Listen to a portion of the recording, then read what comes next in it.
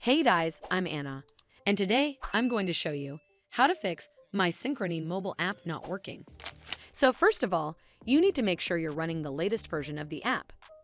Open up App Store on your device, and then tap on this search icon in the bottom right corner.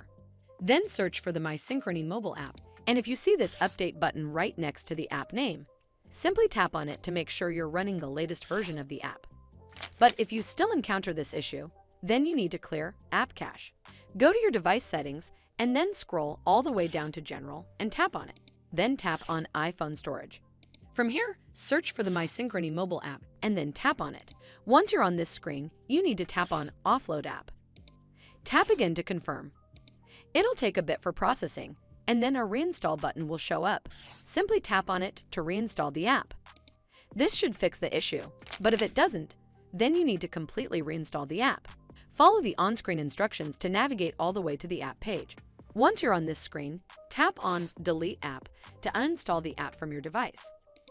Once uninstalled, you need to open up App Store and then search for the MySynchrony mobile app right over here in the search bar, and then click on this Get button to install it back on your device. Hopefully, this will fix the issue.